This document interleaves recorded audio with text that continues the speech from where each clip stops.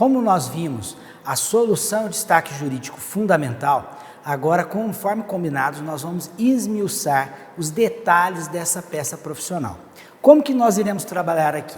Olha só, Márcio, eu tenho que ter um começo, meio e fim no exame da OAB, segunda fase.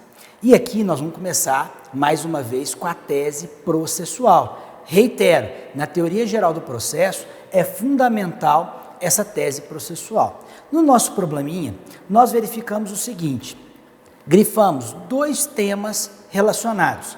Quais sejam? Olha só, nós vimos 2 erros procedimentais.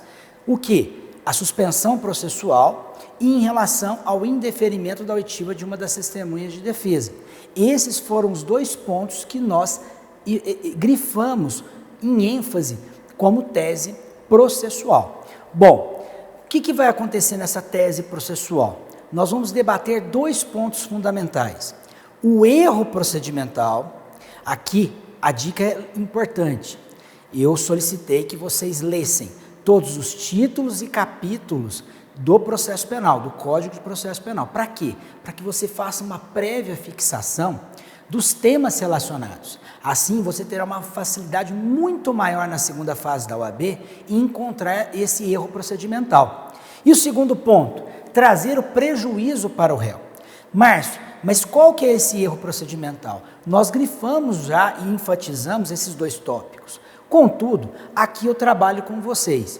Nessa não aceitação do sursis processual ou suspensão condicional do processo, nós sabemos que quando a pena mínima em abstrato, ou seja, em lei, é até 1 ano, o artigo 89 da Lei 9.099 determina cabalmente o quê?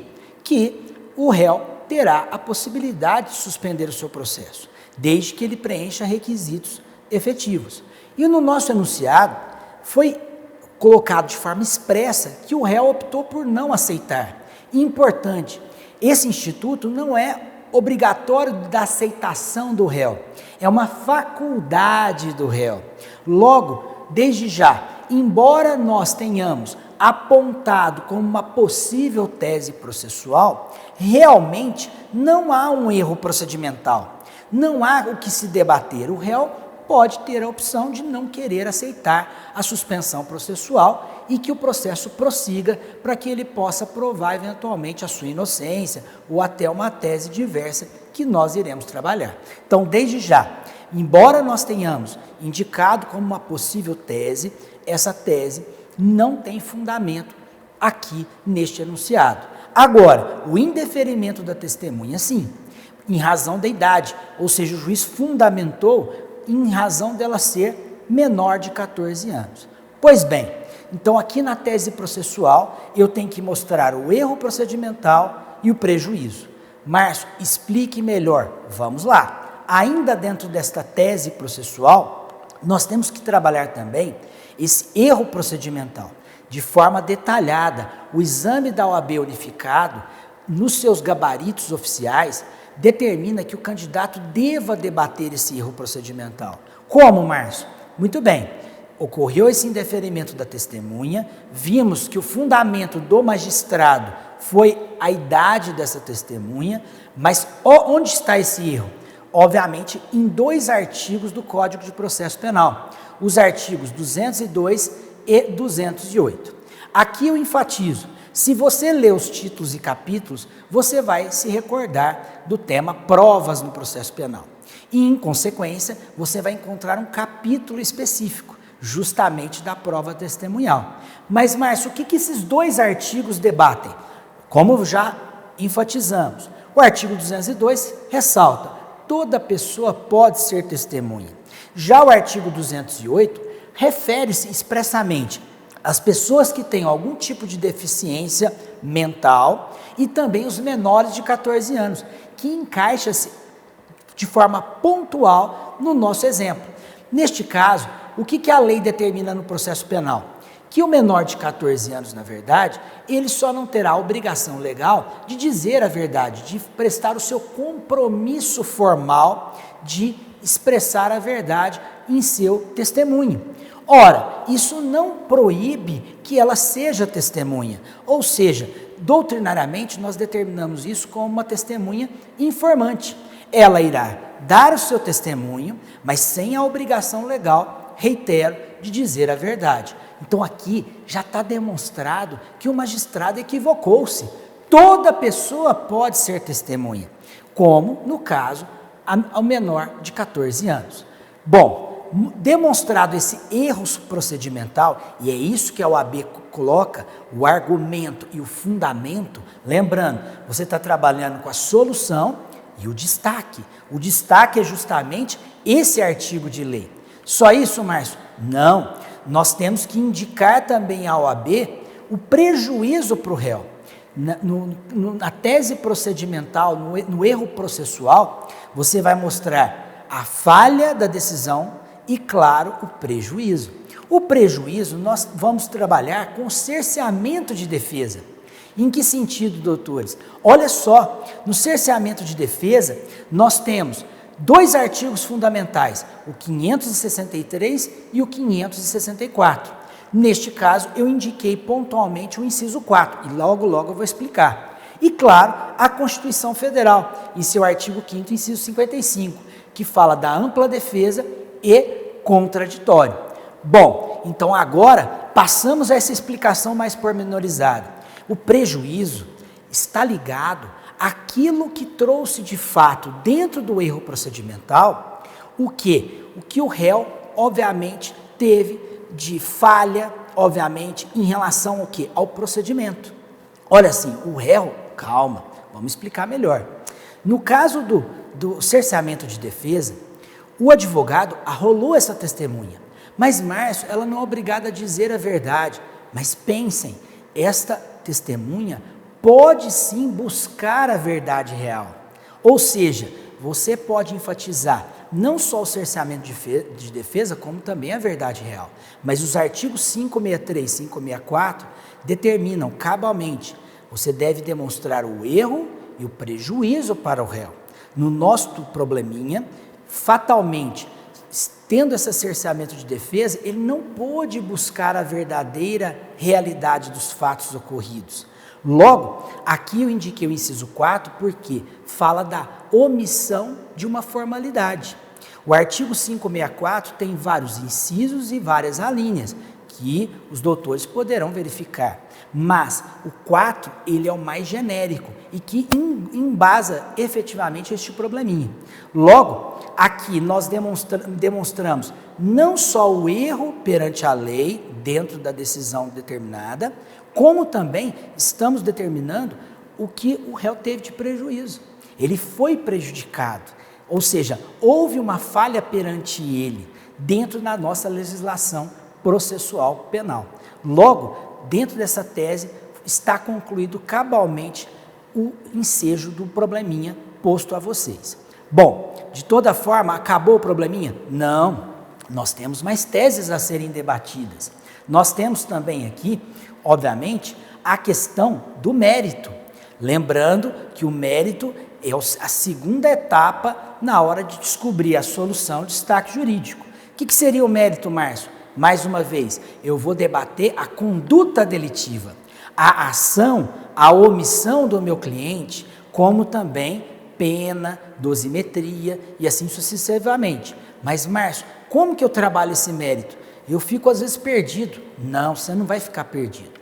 Lembrando, na parte processual são dois pontos fundamentais, só para você mentalizar. Mais uma vez, olha só, erro processual e prejuízo para o réu. No mérito, trago para vocês. O que eu posso debater, obviamente, na parte do crime, na parte da conduta?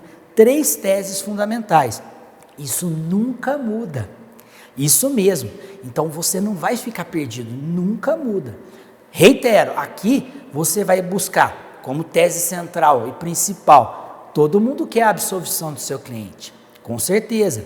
E o artigo que nós iremos utilizar e debater é o artigo 386, que é o artigo no Código de Processo Penal que determina todas as possibilidades de absolvição. São 7 possibilidades, isso mesmo. Esse artigo 386 tem nada mais, nada menos que 7 incisos, tá, ok? Muito bem, agora uma pequena observação.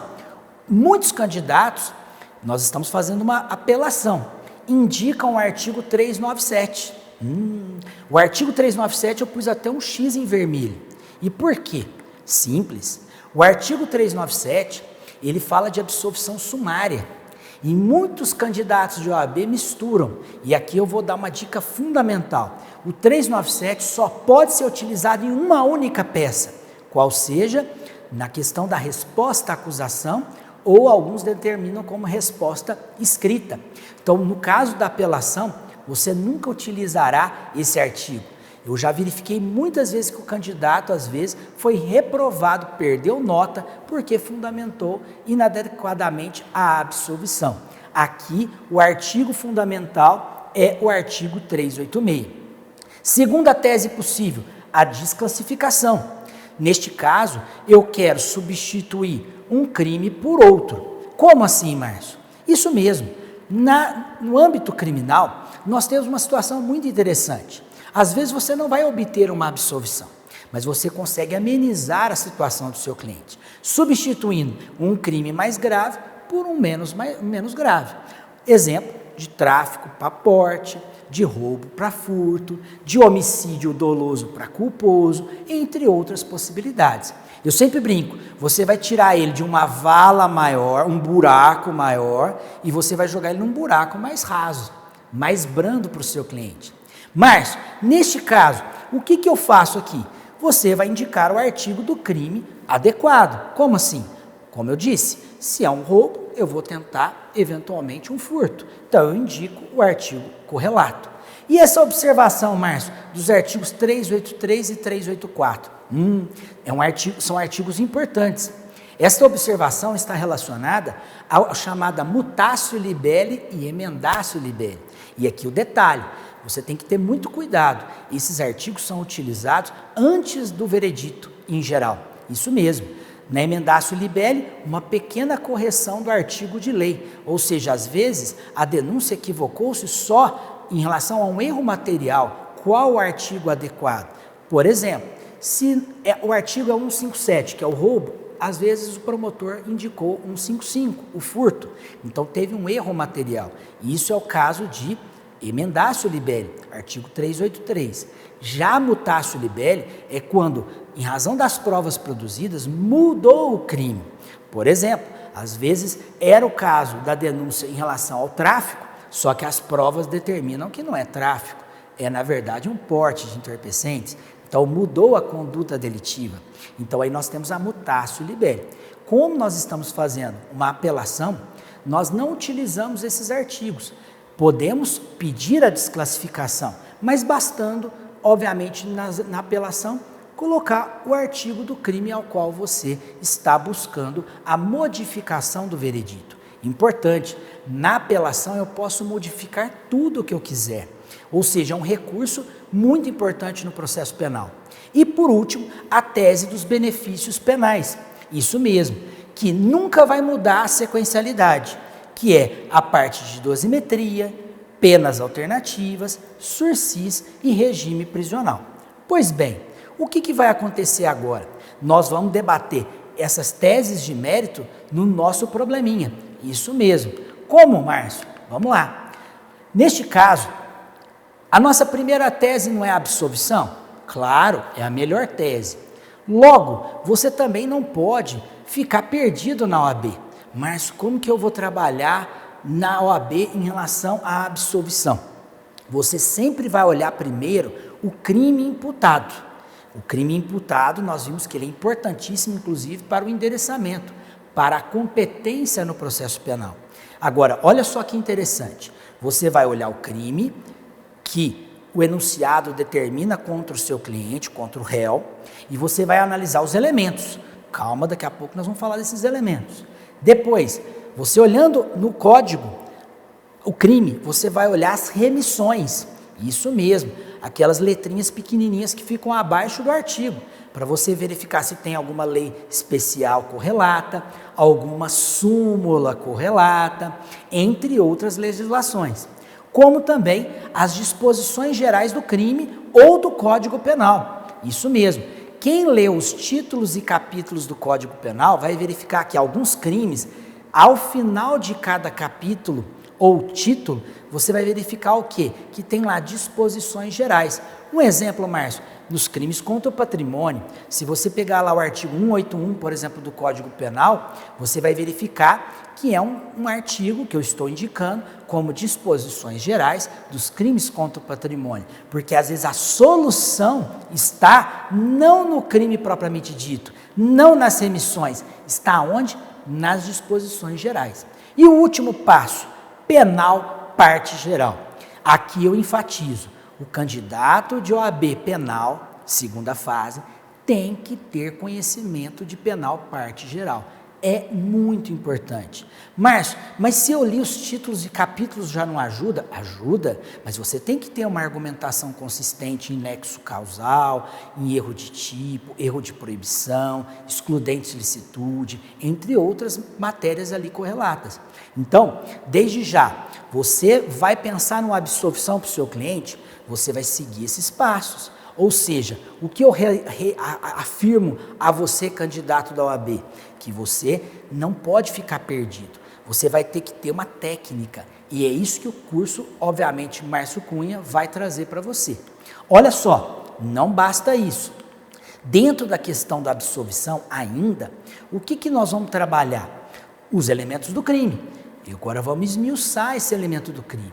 O tema do probleminha é o crime de desacato, do artigo 331 do Código Penal. E qual é o elemento objetivo? Elemento objetivo, lembre, a conduta, é o desacatar. Isso mesmo, é a ofensa à função pública, seja no exercício da função do servidor público ou em razão dessa função, que está disposto no artigo 331 do Código Penal. E eu pergunto, será que o nosso cliente aí do probleminha aqui é denominado de A, ele desacatou ou não o policial chamando-o de guardinha de jardim? Doutores, com certeza.